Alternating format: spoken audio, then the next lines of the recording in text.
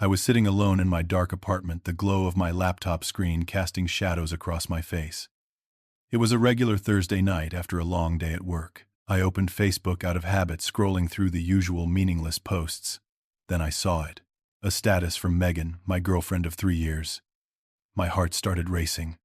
Not from happiness, but from the words staring back at me. Sometimes you have to walk away from toxic men, and I knew she was talking about me. Before I tell you what happened next, let me ask you something. Have you ever been publicly humiliated by someone you loved? Drop a comment and let me know where you are watching from today. And if you want to see how this story ends, hit that like button and subscribe to the channel. Trust me, you will not see this coming. But to understand why that Facebook post hurt so much, I need to take you back to the beginning. Back to when I thought I had found the love of my life. I met Megan 3 years ago on a spring afternoon at a small coffee shop in downtown Austin. I was working remotely that day, my laptop open, headphones in, completely lost in lines of code. The place was packed, not a single empty seat in sight. That is when she walked in. She had wavy brown hair that fell just past her shoulders and this confident smile that seemed to light up the room. She scanned the shop looking for a place to sit, and her eyes landed on the empty chair across from me. "Mind if I join you?" she asked, her voice warm and friendly. I pulled out my headphones, a little caught off guard. "Sure, go ahead." She sat down, ordered a latte, and we started talking. She asked me what I did for work, and when I told her I was a software engineer, her eyes actually lit up. She seemed genuinely interested, asking follow-up questions, wanting to know more. It had been years since anyone made me feel like what I had to say actually mattered. By the time she finished her coffee, we had been talking for almost 2 hours. I barely got any work done, but I did not care. Before she left, we exchanged phone numbers. I remember walking back to my car that evening, feeling like something had finally shifted in my life. The first 6 months with Megan were everything I had ever dreamed of. Our first date was at a movie theater downtown. Halfway through the film, she reached over and took my hand in the darkness. Such a small gesture, but it made my heart skip. A few weeks later, we took a road trip to Big Bend National Park. We slept under the stars, the vast Texas sky stretching endlessly above us. That night, lying on a blanket in the middle of nowhere, she turned to me and whispered, "I have never felt this safe with anyone, Leroy." I believed her. I believed every word. When I introduced her to my family, things seemed perfect. My mom, Brenda, cooked her famous pot roast. Megan complimented every dish, helped clear the table, and charmed everyone in the room. Even my brother Travis, who usually keeps his guard up around new people, seemed to warm up to her. I also introduced her to Derek, my best friend since college.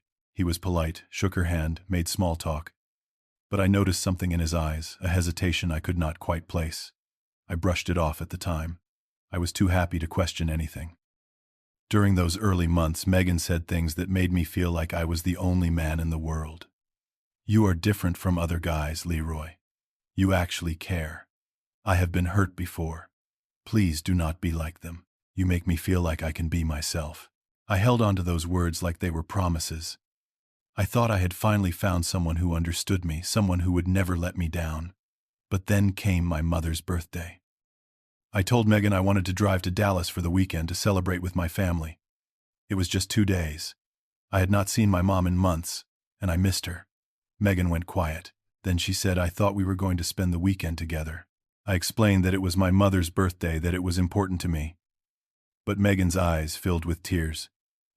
"You always choose everyone else over me," she said, her voice trembling. I stood there, completely confused.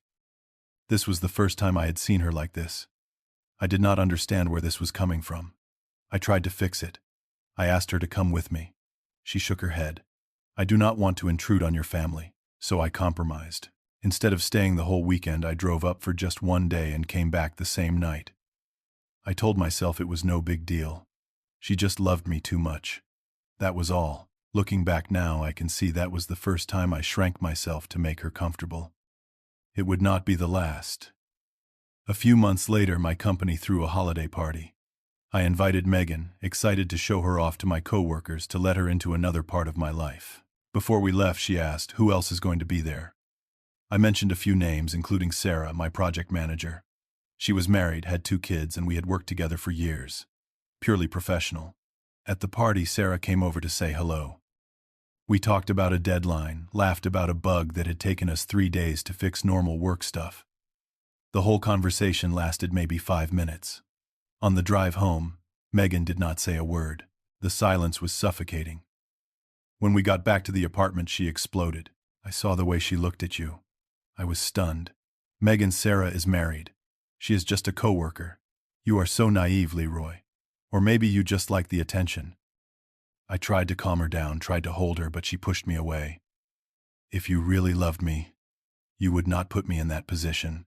That night I lay awake for hours, staring at the ceiling, trying to figure out what I had done wrong. Megan slept with her back to me, a wall of silence between us. Before I finally drifted off, I sent her a text message apologizing. I did not even know what I was apologizing for. That was the first time I said sorry for something I did not do. It would not be the last. Over the next 2 years, I would become an expert at saying sorry. After the holiday party incident, something shifted. Megan's need for control grew stronger, and I kept giving in, thinking I was being a good boyfriend. Derek invited me to a Spurs game one Saturday.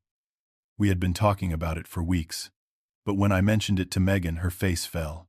You are going to leave me alone on a Saturday night. I called Derek and canceled.